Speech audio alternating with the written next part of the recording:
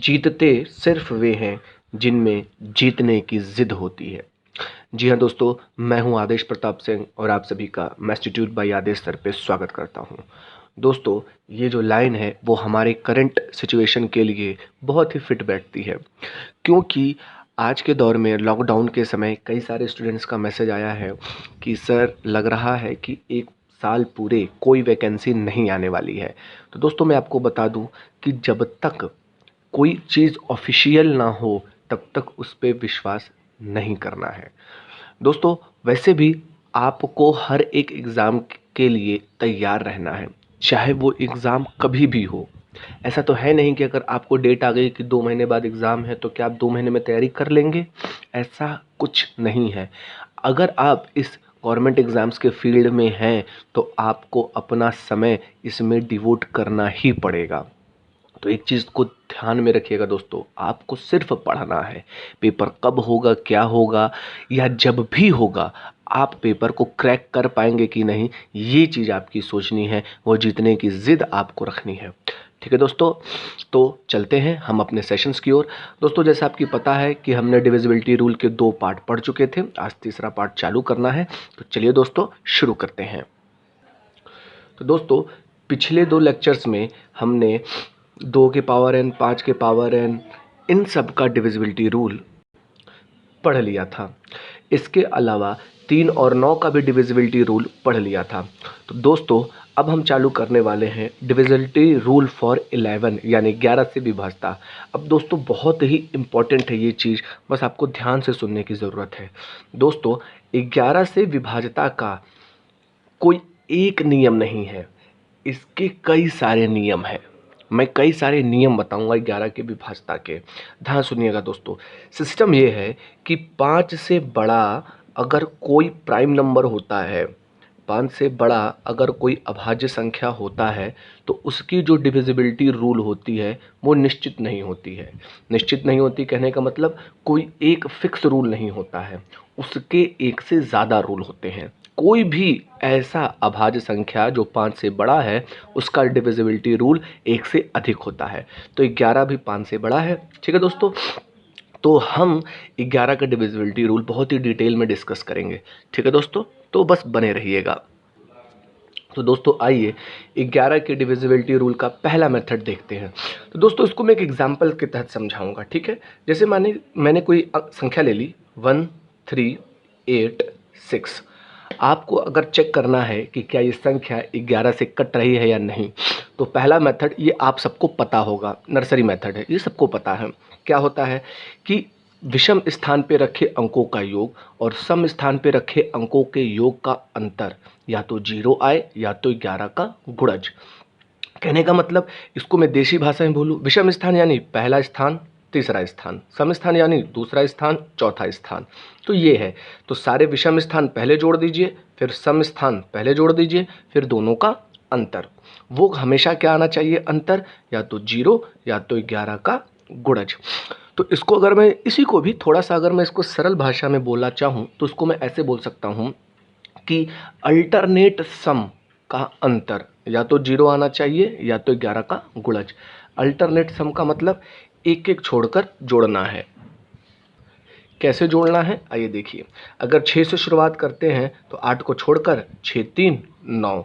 8 से शुरुआत करते हैं तो 3 को छोड़कर 8 और 1 9। अल्टरनेट सम, एकांतर क्रम का योग। ठीक है, तो 6 3 9, यहाँ से योग क्या आ गया 9। अब 8 और 1 9, यहाँ से भी योग क्या आ गया 9। तो 9 में से 9 को अगर मैंने घटाया तो कितना आया 0। क्लियर है दोस्तों, 9 में से 9 घटाया कितना आ गया 0। अगर ये 0 आता है या 11 का गुणज तो संख्या 11 से कटती है, यानी ये वाली संख्या 11 से कटती है। ठीक है दोस्तों, तो ये पहला मेथड है। आइए इसको ज़रा मैं डिटेल में प्रूफ करता हूँ कि ऐसा क्यों हो रहा है।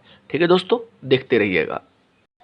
तो दोस्तों, पहले मेथड का प्रूफ देखते हैं कि ये कैसे बनता है। जो हम एकांतर क्रम का योग लेते हैं, कैसे लेते हैं, समझिएगा।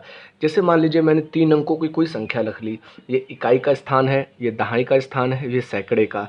तो अगर मैं इसको स्थानीय मान के रूप में लिखूं तो ये सैकड़ा है तो ये क्या होगा 100x, दहाई है तो 10y, इकाई है तो z। मुझे डिविजिबिलिटी किससे चेक करनी है? 11 से। तो भाई 11 से मुझे भाग देना होगा। अब इसको 11 से भाग देना है तो 11 के अनुसार सजाना पड़ेगा। कहने का मतलब 100x को मैं क्या लिख सकता हूँ? 99x प्लस x, क्योंकि भाई 11 से कटवाना है। 10y को मैं क्या लिख सकता हूँ? 10y को मैं ऐसा लिख सकता हूँ 11y माइनस वाई। भाई 10y हो गया कि नहीं हो गया? क्योंकि 11 क्यों लेकर आ रहा हूँ? क्योंकि 11 से कटवाना है। आगे कौन बचा? z। इसको किससे भाग देना है? 11 से। और थोड़ा सजा के रख लूँ तो 99x plus 11y plus x, ये माइनस वाई प्लस z, किससे भाग करना है? 11 से। क्लियर है दोस्तों? बस सुनते रहिएगा, समझते रहिएगा, मैं प्रूफ बता रहा हूँ ऐसा चीज़ें क्यों होती है, ताकि आप आगे कोई भी नंबर का डिविजिबिलिटी रूल खुद चेक कर लोगे। ठीक है, अब देखते हैं ज़रा दोस्तों। 11 से 99 एक्स यानी 99 पूरा पूरा कट जाएगा। 11 से 11 भी पूरा पूरा कट जाएगा। बचा क्या? सिर्फ आपके पास सिर्फ बचता है x minus y plus z. कहने का मतलब अगर x minus y plus z 11 से विभाजित हुआ तो पूरी संख्या 11 से विभाजित हो जाएगी। तो जरा इस चीज़ को गौर से देखिएगा। x minus y plus z है क्या? भाई x और z जुड़ेगा और y से क्या होगा? घटेगा। x और z जुड़ेगा और y से क्या होगा? घटेगा। अब ये चीज़ यहाँ पे नोटिस करते हैं, x और z, ये रहा देखिएगा, x और z एकांतर क्रम में जोड़ है कि नहीं है? यानी z को x से जोड़ा, y को छोड़ दिया। क्लियर हो रही कि नहीं हो रही बात? एकांतर क्रम का जोड़ है x प्लस जेड, और अगले जोड़े से, यानी अगला क्या है यहाँ पर? y, आगे तो कुछ है नहीं, तो एकांतर क्रम में क्या जोड़ा? x और z, और किससे घटा दिया? y से। और यही मैं आपको पहले बोल रहा था कि एकांतर क्रम में जोड़ते हैं और उसका अंतर या तो 0 आना चाहिए या तो 11 का मल्टीपल। तो अगर ये संख्या 11 से कटेगी यानी 0 होगा या 11 का मल्टीपल, तो पूरी संख्या 11 से विभाजित होगी।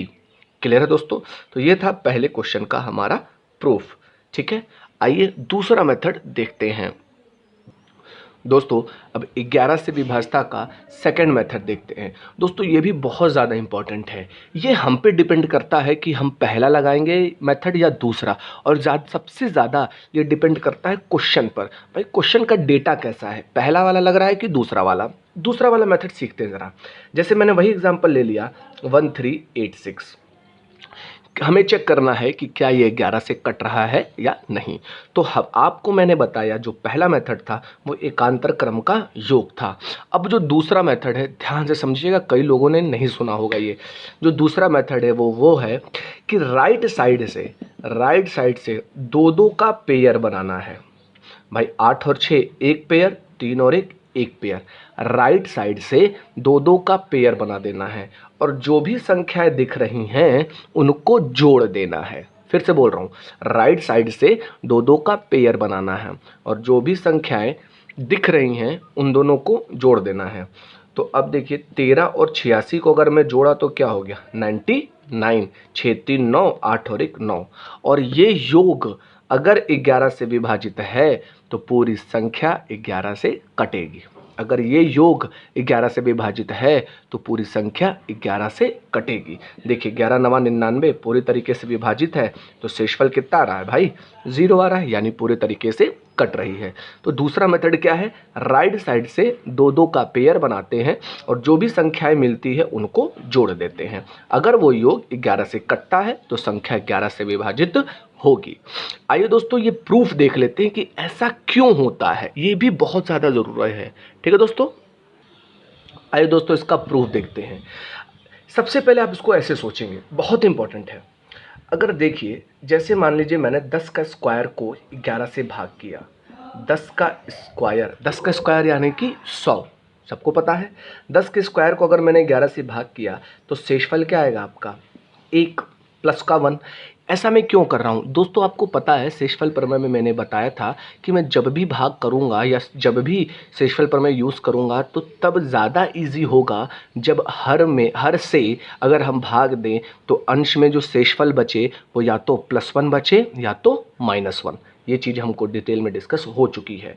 तो मैंने ये देखा कि अगर 10 स्क्वायर यानी 100 को 11 से भाग दे तो 11 9 99, शेषफल कितना बचा? 1, यानी कि अगर कभी भी किसी संख्या में मैं 100 बना लेता हूँ, यानी 10 का स्क्वायर बना लेता हूँ, 11 से भाग करूँगा तो शेषफल क्या मिलेगा, +1। अब इसी का यूज़ मैं इस डिविजिबिलिटी मेथड में करूँगा। मैं फिर से वो संख्या लेता हूँ आपको दिखाने के लिए। जैसे 1386 है, हमें चेक करना था कि 11 से विभाजित है कि नहीं।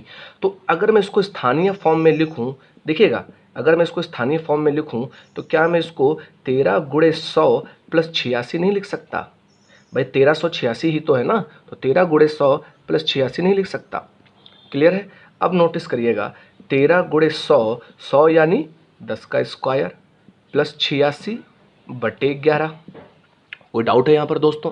अब एक चीज़ नोटिस करना, यही चीज़ जो मैंने बताई कि 10 स्क्वायर में अगर 11 से भाग करेंगे तो शेषफल क्या मिलता है, +1 मिलता है। ठीक है, तो देखिए यहाँ से शेषफल मिला +1 और ये 13 है, तो 13 गुणे 1 यहाँ पे क्या है 13 और यहाँ पे क्या बचा है 86। अब ज़रा ध्यान से देखिए, तो अल्टीमेटली मैं क्या कर रहा हूँ, 13 + 86 ही तो कर रहा हूँ ना, कि यहाँ का जो क्या मिला आपको 13 गुणे 1 13 और यहाँ पे क्या था पहले से 86, तो अल्टीमेटली मैं क्या कर रहा हूँ 13 + 86।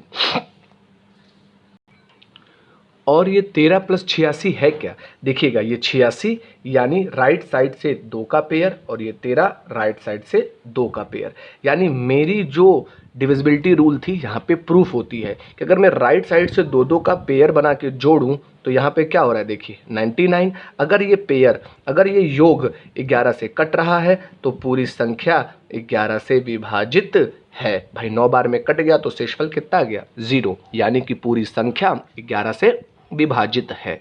ठीक है दोस्तों, तो आई होप आपको ये चीज़ समझ में आ गई होगी कि 11 से विभाजता के एक नहीं कई सारे नियम हैं। इसके अलावा भी 1-2 नियम और हैं या हम और बना सकते हैं, तो वो चीज़ें मैं आपको आगे की क्लासेस में सिखाता रहूँगा। फिलहाल के लिए ये दोनों मेथड बहुत ज़्यादा इंपॉर्टेंट है। किसी प्रश्न में पहला लगेगा, किसी प्रश्न में दूसरा लगेगा, वो डेटा पे डिपेंड करता है।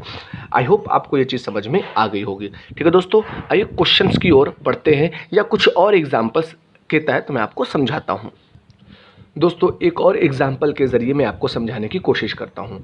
जैसे लिया है 11, 12, 13, 14 को अगर मुझे 11 से भाग करना है तो शेषफल क्या होगा। आप इसको कई तरीक़ों से कर सकते हो, पर जो मैंने अभी नया मेथड बताया है मैं वैसे करने की कोशिश करता हूँ। क्या था कि राइट साइड से 2-2 का पेयर बना लेना है और इन पेयर्स को आपस में क्या कर देना है, जोड़ देना है। तो आइए तेज़ी से करते हैं। 14 और 13 कितना हो जाएगा 27, 27 और 12 कितना हो जाएगा 39, 39 और 11 कितना हो जाएगा 50। ये डायरेक्ट करना है भाई। 14 और 13 आपका 27, 27 और 12 39, 39 और 39 में 11 जोड़ा तो कितना हो गया 50। अब 50 को किससे भाग करना है 11 से, तो अगर ये संख्या पूरी कटी तो संख्या 11 से विभाजित हो जाएगी। नहीं कट रही है तो शेषफल कितना होगा 11 चौक 44, शेषफल बचा आपका 6। क्लियर है दोस्तों, तो ये दूसरा मेथड है 11 से विभाजता का। ठीक है, आई होप आपको ये चीज़ समझ में आ गई होगी। आइए दोस्तों अब कुछ अच्छे क्वेश्चन हम इस पर करते हैं। दोस्तों पहला प्रैक्टिस क्वेश्चन आपके सामने है। दोस्तों मैं आपको बता दूं कि मैं जो आपको भरपूर क्वेश्चन करवाने वाला हूं, अभी क्या कर रहा हूं कि जैसे जैसे आपके डिविजिबिलिटी रूल्स आ रहे हैं उस पर क्वेश्चन करा रहा हूं। जब एक बार सारे डिविजिबिलिटी रूल कवर हो जाएंगे तो मैं कम से कम 20 क्वेश्चन मिसलेनियस प्रैक्टिस कराऊँगा, जो आपके पेपर के लिए तो बहुत इंपॉर्टेंट होंगे। इसमें प्रीवियस ईयर के सारे क्वेश्चन और कुछ नए क्वेश्चन भी मैं आपको कराऊँगा, तो बस आपको बने रहना है। अब क्वेश्चन कहता है कि 4, 8, 3, 2, 7 x और 8 11 से विभाजित है। पहले ही मेंशन कर दिया है कि 11 से विभाजित है, तो x का मान बताइए। ऑप्शन दे दिया है 5, 2, 1, 3। क्लियर दोस्तों, अब हमें पता है दो मेथड, आप कोई भी दोनों लगा सकते हैं, लेकिन मैं आपको बता दूं कि आपको डेटा के हिसाब से काम करना है। ऐसे प्रश्नों में पहला मेथड ज़्यादा आसान रहता है। ठीक है, पहला मेथड क्या था, एकांतर क्रम का योग करते हैं तेजी से। 8, 7, 15, 15, 3, 18, 18, 4, 22, तो ये क्या मिल गया आपको 22। अब इसमें से अगला योग घटाएंगे, कहीं से भी शुरुआत कर लीजिए। अगर यहाँ शुरुआत करते हैं तो x + 2, फिर 8 जोड़ा तो 2 में 8 जोड़ा 10, यानी 10 + x बन जाएगा। यहाँ पे गए घटाएं तो 22 - 10 - x, तो ये हो गया 12 - x। आपको पता है कि अगर ये संख्या 11 से विभाजित है तो ये जो अंतर है वो या तो 0 होना चाहिए या तो 11 का मल्टीपल।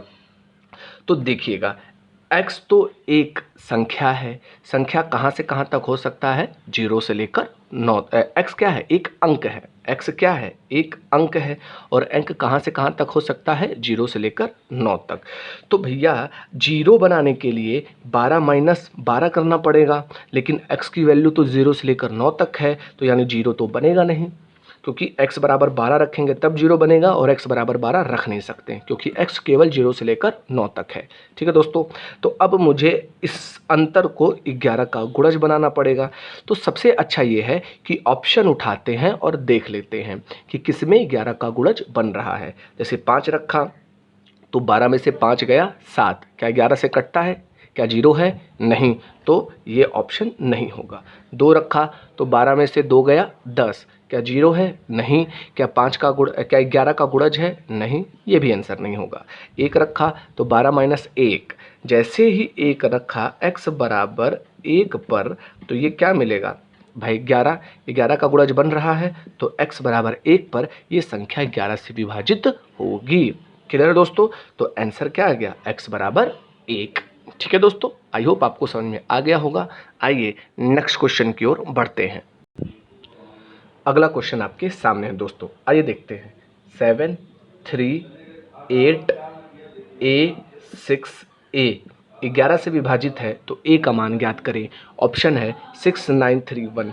तो आपको बताते हैं इसको कैसे करना है। वही दोस्तों पहला मेथड अपनाते हैं, अल्टरनेट क्रम में जोड़ते हैं। a और a 2a और ये 3, यानी यहाँ से जोड़ा तो क्या मिल जाएगा मुझे, 3 + 2a। क्लियर है दोस्तों। अब अगर इधर जोड़ते हैं तो 8 6 14, 14 7 21, तो इधर से मुझे क्या मिल गया, 21। तो 21 में क्या घटाना है आपको, 3 + 2a। तो जैसे ही अगर मैंने इसको घटाना चालू किया तो 21 - 3 - 2a हो जाएगा। तो 21 में से 3 गया तो कितना मिलेगा, 18, 18 - 2a। क्लियर दोस्तों। अब आपको पता है कि ये जो अंतर है या तो 0 होना चाहिए या तो 11 का मल्टीपल। तो आपको कैसे करना है कि ऑप्शन से उठाना है और देखना है कि किस ऑप्शन पर 0 बन रहा है या 11 का मल्टीपल।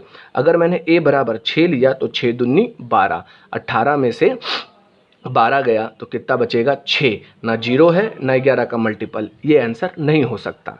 9 रखा तो 9 दूनी 18, 18 में से 18 कट गया तो 18 से 18 कट गया, यानी 9 बराबर, a बराबर हम कितना ले लिए, 9, तो ये हो जाएगा 18, 9 दूनी 18।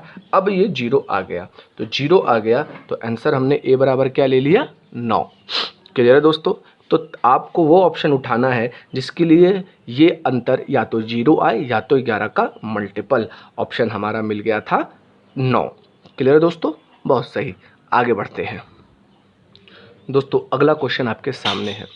ये क्वेश्चन बहुत ही ज़्यादा इम्पोर्टेंट है और बहुत ही ज़्यादा स्पेशल है। आइए देखते हैं, पिछले लेक्चर में भी हमने एक ऐसा क्वेश्चन किया था। तो दोस्तों इस क्वेश्चन को हम समझते हैं। आपको दिया है 4a3 + 984 बराबर 13b 7। यदि 13b 7 11 से विभाजित है तो 3a + 4b का मान बताइए। यानी कि आपको इस जोड़ के माध्यम से a और b का मान बताना है और यहाँ पर रखना है ताकि 3a + 4b की वैल्यू आ पाए। क्लियर दोस्तों। तो सबसे पहले आपको दो चीज़ समझनी है कि ये जोड़ कैसे हो रहा है, और 13b 7 11 से विभाजित है तो 11 की डिविजिबिलिटी कैसे लगानी है। इन दोनों चीज़ों को आपको सोचना पड़ेगा। ठीक है दोस्तों। तो जहाँ तक हम जोड़ की बात करें तो ध्यान से देखिएगा, 3 और 4 7। ठीक है दोस्तों, यानी 3 और 4 7 आ गया तो ऊपर कोई भी हासिल नहीं चढ़ा है। ये बहुत इंपॉर्टेंट लाइन है, ऊपर कोई हासिल नहीं चढ़ा है। तो a में 8 जोड़ा कितना मिला, b। आगे देखते हैं, 4 और 9 कितना हो गया, 13। तो इसका अर्थ ये है कि इसके ऊपर भी कोई हासिल नहीं चढ़ा है। तो ध्यान से समझिएगा इसका मतलब क्या है। यहाँ भी हासिल नहीं तो 4 3 7, यहाँ भी हासिल नहीं तो a में 8 जोड़ा तो क्या आ रहा है, b। तो यानी मैं बोल सकता हूँ कि जो b की रेंज है वो 0 से लेकर 9 तक होगी। यानी b 0 से लेकर 9 तक होगा, क्योंकि अगर b 10 होता तो 0 लिखाता और 1 हासिल हो जाता। यानी कि अगर b 2 अंकों की कोई संख्या होती तो 1 हासिल चढ़नी चाहिए थी। भाई कोई हासिल चढ़ी नहीं है, इसका मतलब b केवल 1 अंक की संख्या है और वो कहाँ से कहाँ तक हो सकती है, 0 से लेकर 9 तक। इसी तरीके से a की रेंज भी देखते हैं। आपको जैसे मैंने कई बार बता रखा है कि a एक अंक है, 4a3 एक संख्या है और a एक अंक है और अंक 0 से लेकर 9 तक ही रहता है। यानी कि ये चीज़ तो क्लियर हो गई कि a और b की जो रेंज है वो 0 से लेकर 9 तक है। अब 13 20 7 11 से डिवाइडेड है, 11 से विभाजित है। ध्यान से समझिएगा दोस्तों, 13 20 7 अगर ये 11 से विभाजित है तो 11 की डिविजिबिलिटी फॉलो करेगी, यानी एकांतर क्रम वाली चीज़ें फॉलो करेगी। तो आइए देखते हैं, एकांतर क्रम में जोड़ते हैं। तो इधर से जोड़ेंगे तो 7 3 10 माइनस इधर से जोड़ेंगे तो 1 प्लस b। क्लियर है दोस्तों। अगर मैंने और सॉल्व किया तो 10 में से 1 जाएगा, क्या हो जाएगा 9, माइनस अंदर जाएगा तो क्या हो जाएगा b। यानी ये चीज़ आपको मिल गई 9 माइनस b। अब जो सुनने वाली बात ये है दोस्तों कि अगर 13 20 7 11 से डिवाइडेड है तो 9 माइनस b या तो 0 होना चाहिए या तो 11 का मल्टीपल होना चाहिए। क्लियर है दोस्तों, क्योंकि अगर कोई संख्या 11 से विभाजित होती है तो एकांतर क्रम का योग का अंतर या तो 0 होना चाहिए या तो 11 का मल्टीपल। तो b का मान रखकर हम चेक करेंगे, जिसके लिए ये चीज़ ये कंडीशन सेटिस्फाई हो जाएगी वही मान उठा लेंगे। ठीक है दोस्तों, तो आइए मान रखना चालू करते हैं, बहुत इंपॉर्टेंट क्वेश्चन है। तो a को देख लेते हैं पहले। भाई a में 8 जोड़ेंगे, a में 8 जोड़ेंगे तब ना b आएगा, तो वही हमको चेक करना है। अगर मैंने a बराबर 0 लिया, a बराबर 0 लिया तो 0 और 8 b कितना मिल जाएगा, 8 मिल जाएगा। अगर b बराबर मैंने यहाँ पर 8 रखा, क्योंकि यहाँ पे चेक करना है कि 0 आना चाहिए या 11 का मल्टीपल। b बराबर मैंने 8 रखा तो 9 में से 8 गया, कितना आ रहा है 1, लेकिन आना चाहिए 0 या 11 का मल्टीपल। तो a बराबर 0 पर ये कंडीशन सेटिस्फाई नहीं हो रही है। आगे देखते हैं, a बराबर 1 रखा, 1 में क्या जोड़ना है 8, तो b बराबर कितना मिल गया 9। तो जैसे ही अगर मैंने b बराबर 9 रखा तो 9 माइनस 9 0 मिल गया। यानी b a बराबर 1 पर b बराबर 9 के लिए, a बराबर 1 पर b बराबर 9 के लिए ये जो संख्या है यानी ये जो अंतर है वो 11 से विभाजित होगा। यानी एक जोड़ा ये मिल गया हमको। क्या अगला जोड़ा मिल सकता है, चेक कर लेते हैं। अगर मैंने a बराबर 2 रखा तो 8 2 10, b बराबर कितना हो गया 10, और 10 हम ले नहीं सकते, क्यों, क्योंकि b की रेंज कैसी है 0 से लेकर 9 तक। यानी अब मुझे कुछ नहीं मिलने वाला, यानी a बराबर 1 b बराबर 9। क्लियर है दोस्तों। तो अब जो मुझे चाहिए वो हम निकाल लेते हैं। मुझे चाहिए 3a प्लस 4b। क्लियर है, a बराबर 1 है और b बराबर 9। ठीक है, तो 4 9 36, 3 एकम 3, तो 36 3 कितना हो गया 39। यानी आंसर आपका कितना आ गया दोस्तों 39। क्लियर है दोस्तों। तो बहुत ही अच्छा क्वेश्चन है, ऐसे क्वेश्चन आपको अच्छे एग्जाम्स में मिलते हैं। मैं आपको हर लेवल की तैयारी करा रहा हूँ। स्टार्टिंग के क्वेश्चन ईजी थे, अब ये भी ईजी है, बस आपको कुछ सीखने को देगा ये चीज़ें। ठीक है दोस्तों, आइए आगे क्वेश्चंस करते हैं।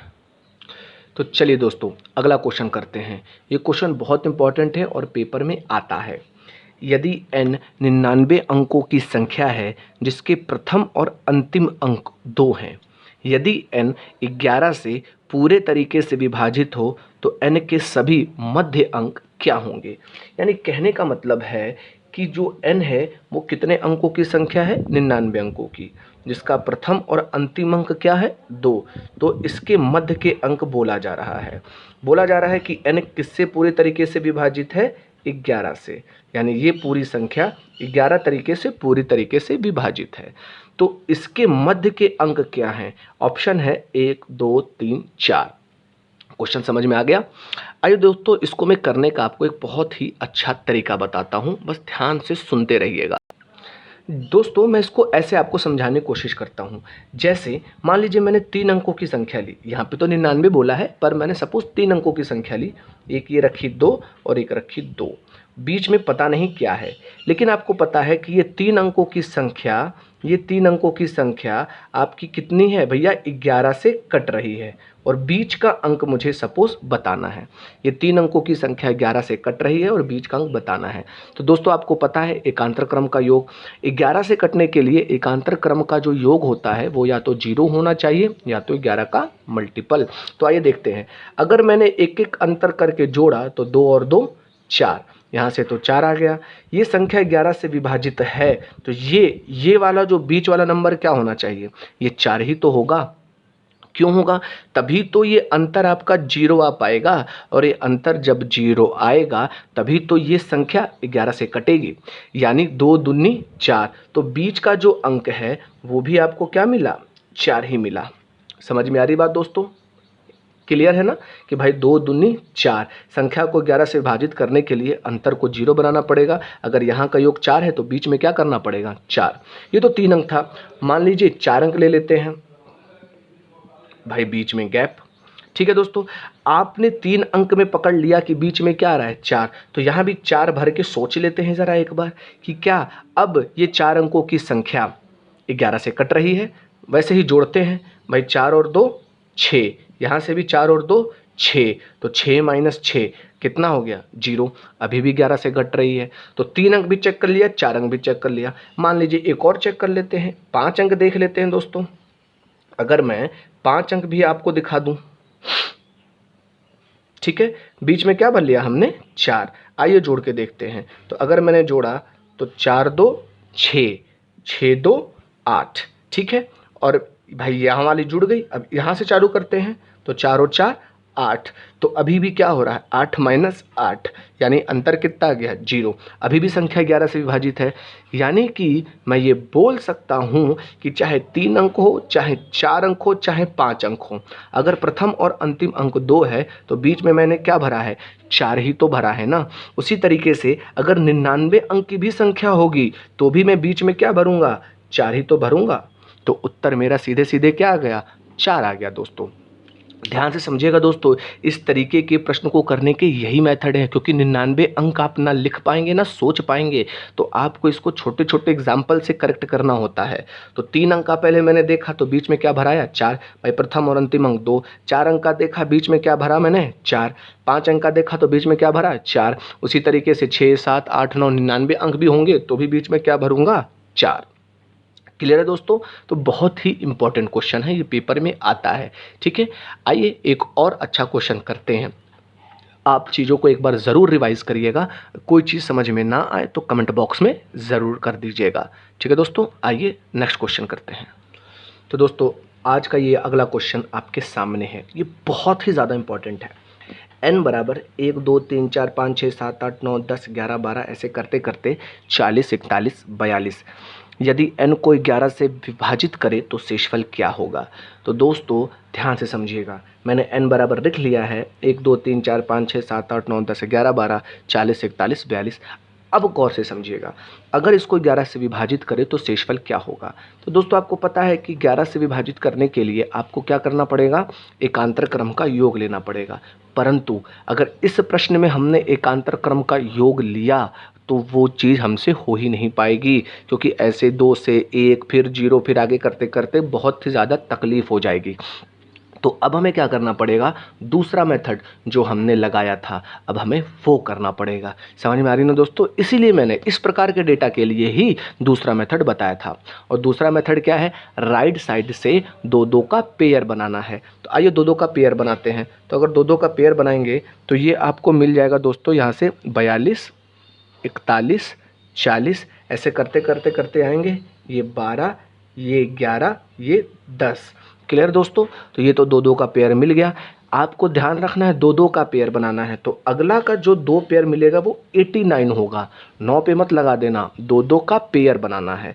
फिर यहाँ से क्या मिलेगा 67, फिर यहाँ से क्या मिलेगा 45, फिर यहाँ से क्या मिलेगा 23। क्लियर हो रहा है दोस्तों, समझ में आ रही बात। भाई 10 के बाद आपको 89 2 का पेयर बनाना है ना, 2 2 अंकों का। तो 89 67 45 23 1। अब आपको क्या करना था, इन सारों पेयर्स को क्या करना है, जोड़ना है। समझ में आ रही बात दोस्तों? तो देखिए, अगर मैं जोड़ने की बात करूं तो ये हो जाएगा 1 plus 23 plus 45 plus 67 plus 89 plus 10 plus 11 plus 12, ऐसे करते करते 41 प्लस 42। समझ में आ रही बात दोस्तों?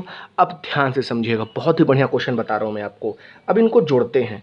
तो दोस्तों सबसे पहले मैंने देखा कि ये 10 से लेकर 42 तक की अगर मैं बात करूँ, ज़रा अलग से बात करूँ कि 10, 11, 12, 13, 14 करते करते 40, 41, तो ये तो एक समांतर श्रेणी बन गई। क्लियर दोस्तों? भाई समांतर श्रेणी बन गई कि नहीं बन गई? क्योंकि 10 के बाद 11 एक एक का अंतर पे चल रहा है। प्रथम पद कितना है इस श्रेणी का? 10, और अंतिम पद कितना है? 42। तो आपको पता है कि किसी भी समांतर श्रेणी के अंकों का जो भी आपकी सीरीज है उसका योग क्या होता है? उसका योग होता है n/2 प्रथम पद प्लस अंतिम पद। क्लियर है दोस्तों? प्रथम पद प्लस अंतिम पद। किसी भी समांतर श्रेणी का योग क्या होता है? प्रथम पद प्लस अंतिम पद n/2। n/2 यानी पदों की संख्या। तो ज़रा हम देखते हैं कि इसमें कितने पद हैं, इस सीरीज में कितने पद हैं। दोस्तों देखिए 10 से 42 तक जाएंगे तो टोटल कितने पद मिल जाएंगे आपको? बोलिए बोलिए। 33 पद। कैसे? सुनते रहिएगा बस। अच्छा, 10 में क्या जोड़े कि 42 हो जाए? भाई 10 में क्या जोड़े कि 42 हो जाए? तो 32 जोड़ना पड़ेगा तब जाके 42 होगा। लेकिन अगर 10 को भी इंक्लूड करना है तो भाई एक नंबर और, यानी 10 को भी लेना है तो टोटल कितने पद हो जाएंगे आपके? 33 पद हो जाएंगे। दोस्तों फिर से समझिएगा मैंने क्या बोला कि 10 से 42 टोटल कितने पद हैं? भाई 10 को भी लेना है तो 10 में मैंने अगर 32 जोड़ा तो भैया 42 पर आ जाऊंगा। लेकिन 10 को भी लेना है तो एक पद और बढ़ जाएगा, तो टोटल 10 से लेकर 42 तक कितने पद हो गए? 33। समझ में आ रही बात दोस्तों? तो SN बराबर हो जाएगा 33/2। प्रथम पद आपका क्या है? यानी 10, और अंतिम पद आपका क्या है? यानी 42। क्लियर है दोस्तों? तो ये है 10 से 42 तक का योग। क्लियर है? अलग से बता दिया, समझ में आ गया दोस्तों? अब मैं इनको एक साथ लिख देता हूँ। तो दोस्तों 10 से 42 तक का योग तो ये मुझे मिल गया था, नीचे मैंने पूरा बता दिया था। अब इनको जोड़ते हैं। इनको जोड़ने का भी सरल तरीका है, मतलब जोड़ना है आपको, तेज़ी से जोड़ना है। ये नहीं कि एक एक करके इस क्रम में जोड़े हैं, जहाँ से इजी मिले जोड़िए। देखिएगा 89 और 1, 89 और 1 जोड़ दिया तो क्या हो गया? 90, 90 ध्यान में रख लीजिए। 67 और 23 ये भी क्या हो गया? 90। तो 90 और 90 180 हो गया। 180 में 45 जोड़ना है तो 180 में 40 जोड़ दिया 220, और 5 जोड़ दिया तो 225। यानी यहाँ तक का योग कितना हो गया? 225। अब थोड़ा इसको सॉल्व कर लेते हैं। तो 225 प्लस 33/2, 10 और 42 ये कितना हो जाता है आपका? 52। दोस्तों मैं आपको एक एक चीज़ समझा रहा हूँ, वैसे इतना लिखने की ज़रूरत नहीं है। तो 52 से 2 में काटा कितना हो गया? 26। 26 दूनी 52। तो ओवरऑल जो आपका योग मिलेगा वो होगा 225 प्लस 33 गुणे 26। तो डायरेक्ट गुणा कर लीजिए, इतना इजी चीज़ें ये सब गुणा होना चाहिए आपसे। तो 26 तियाँ कितना हो गया? 78 का 8 हाथ में लगा 7, 26 तियाँ 78, 78 7 कितना हो गया? 85। क्लियर हो रहा है दोस्तों? तो 33 गुणे 26 858। तो ये जो पूरा योग है वो 225 प्लस 858 है। पूरा मैंने जोड़ा तो ये कितना हो गया आपका? 8 5 13 का 0, हाथ में लगा 1, 5 2 7 और 1 8, 8 2 10। यानी टोटल योग कितना आ गया? 1083। यानी कि इस पूरे ग्रुप्स का योग कितना आ गया? 1083। अब बोला गया है कि इसको 11 से विभाजित करना है, कि अगर ये संख्या 11 से विभाजित होती है तो शेषफल क्या होगा। तो इस संख्या को भाग देने की बजाय मैंने दो दो का पेयर बना के योग निकाल लिया, और योग कितना आ गया? 1083। अगर ये 11 से विभाजित है तो शेषफल 0, अदरवाइज देखते हैं कितना शेषफल बचता है। ठीक है, तो 11 9 99, आगे कितना गया? 9, 11 अट्ठे 88, और 88 से आगे कितना आ जाएगा आपका? 5। यानी शेषफल कितना मिल गया आपका? 5। भाई पूरा पूरा नहीं कट रहा है, शेषफल कितना मिला? 5। अरे देख लो, 11 9 99। भाई 108 में से 99 घटेगा, कितना बचेगा आपका? 9 बचेगा। फिर यहाँ पे 3 93 हो गया, 11 अट्ठे 88, 88 5 आपका क्या हो गया? 93। यानी शेषफल कितना आ गया? 5। तो इस प्रश्न का जो आंसर है कि शेषफल क्या मिलेगा वो है 5। तो दोस्तों देखिए इस तरीके के क्वेश्चन पेपर में बहुत कम आए हैं, या तो ये भी बोल सकते हैं कि नहीं आए हैं अभी तक। लेकिन हमें हमेशा 20% लेवल ऊपर रखते हुए चलना है। मैंने आपको ईजी वे से सारी चीज़ें बताई हैं। तो जब भी इस तरीके के प्रश्न हो 11 की डिविजिबिलिटी के लिए, तो दो दो का जोड़ा बनाकर करना है। आई होप ये चीज़ आपको समझ में आ गई होगी दोस्तों। तो आज का सेशन आपको कैसा लगा प्लीज़ बताइएगा। और अगर वीडियो अच्छा लगा हो, कुछ भी कंटेंट समझ में आ रहा हो, तो आप उसके लिए चैनल को सब्सक्राइब करिएगा, लाइक करिएगा और शेयर करिएगा। और दोस्तों पढ़ते रहिएगा। पेपर कब होगा कब नहीं होगा ये आपकी जिम्मेवारी नहीं है, आपकी जिम्मेवारी है पढ़ाई करना। बस आप पढ़ते रहिए, सिलेक्शन 100% होगा। ठीक है दोस्तों, आज के लिए इतना ही रखते हैं। जय हिंद, जय भारत।